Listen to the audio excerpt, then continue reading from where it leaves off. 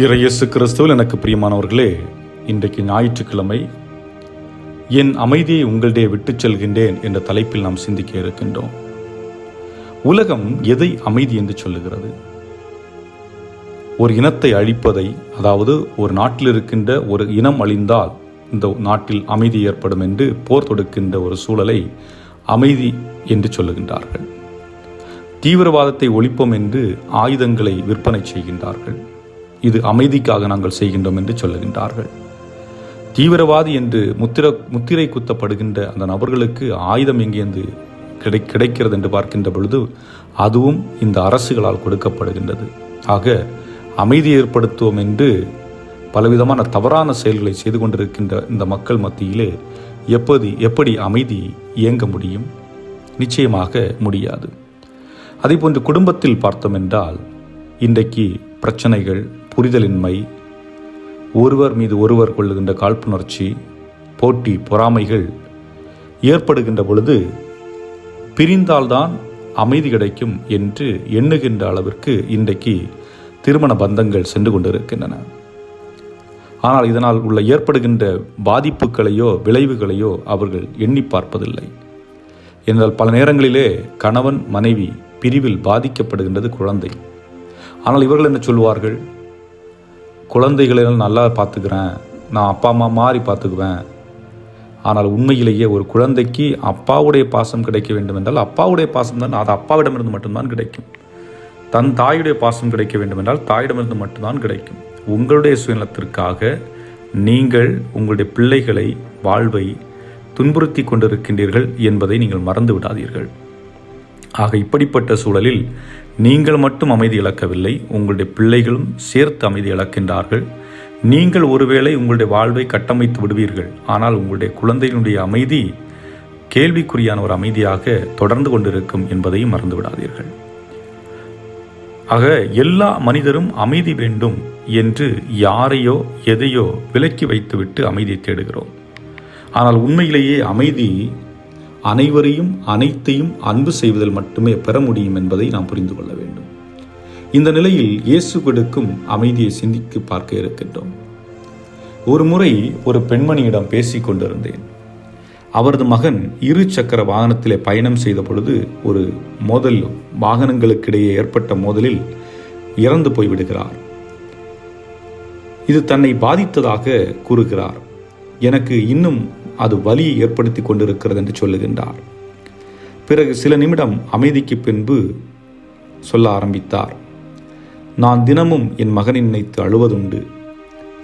நான் ஒவ்வொரு நாளும் அவன் நினைத்து கொண்டே இருக்கிறேன். ஆனால் அதிலும் ஒரு மகிழ்ச்சி இருக்கிறது. காரணம், அவன் இப்பொழுது எங்கே இருக்கிறான் என்று எனக்கு தெரியும். ஏனெனில் இயேசு என் கரங்களை பற்றி கொண்டிருக்கிறார் என்றார். அதாவது உலகம் அந்த தாயை தேற்றவில்லை, மாறாக இயேசுவின் மீது கொண்ட ஆழமான உறவு அவருக்கு அகத்திலே அமைதியை கொண்டு வந்தது. இதைத்தான் இயேசு கூறுகிறார், என்னை நேசிப்பவர் என் வார்த்தைகளை கடைபிடிப்பவர், என் தந்தை அவரை நேசிக்கிறார், நாங்கள் அனைவரும் வந்து அவரில் குடிகொள்வோம் என்று சொல்லுகின்றார். காரணம், எனது உடல் இறைவன் குடிகொள்ளும் ஆலயமாக இருக்கிறது. கடவுள் குடிகொள்ளும் இடத்தில் நிச்சயமாக அமைதி ஆட்சி செய்யும். அதேபோன்று யாக்கோபு என்ற ஒரு நபர் பெரும் இடத்தில் பணிபுரிந்தவர், பெரிய வேலைகளில் அமர்ந்தவர், வாழ்வில் பல வெற்றிகளை கண்டவர், பணங்களை குவித்தவர், சமூகத்திலே அங்கீகாரம் பெற்றவர், அனைத்தையும் கொண்டவரிடத்திலே ஒன்றே ஒன்று மட்டும் இல்லை. அது என்னவென்று பார்க்கின்ற பொழுது மனதிலே அமைதி, மகிழ்ச்சி.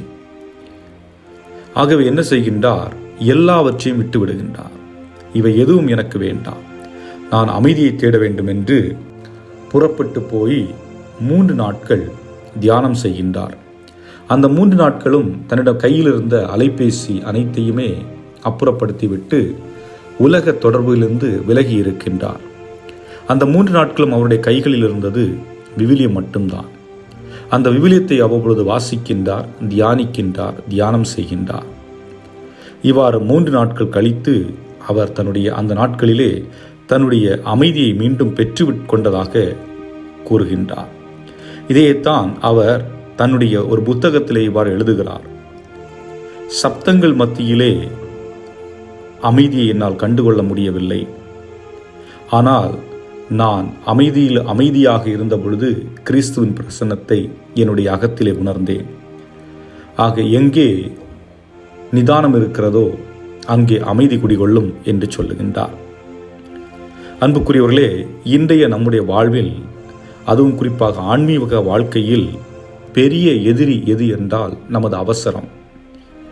அவசரமான உலகில் ஓடிக்கொண்டிருக்கின்ற நம்மால் நிதானமாகவும் இயங்க முடியவில்லை, நிம்மதியாகவும் இருக்க முடியவில்லை, என் நிம்மதியை பிறருக்கு கொடுக்கவும் முடியவதில்லை.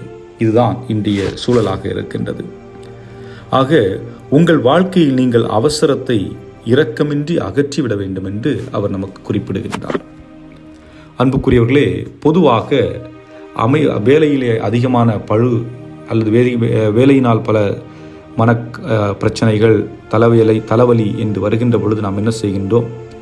எங்கேயாவது விடுமுறைக்கு சென்று விடலாம் அல்லது எங்காவது சில நாட்கள் சொகுசாக சென்று வரலாம் என்று வெளியே கிளம்பி விடுகின்றோம்.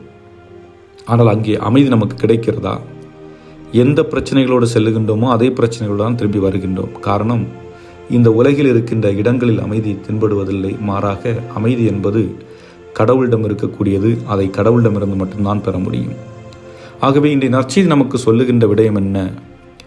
இறை வார்த்தையை தினமும் வாசித்து தியானிக்க வேண்டும்.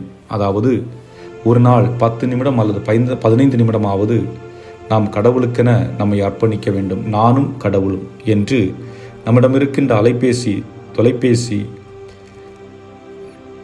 தொலைக்காட்சி பெட்டி அனைத்தையுமே அகற்றிவிட்டு, அதை மூடி வைத்துவிட்டு 15 நிமிடங்கள் நான் இறைவனோடு ஒன்றித்திருக்கிறேன், ஆண்டவரே நான் உம்மோடு இருக்கின்றேன் என்று நாம் இருக்கின்றோம் என்றால் அந்த அமைதி நமக்கு குடிகொள்ளும்.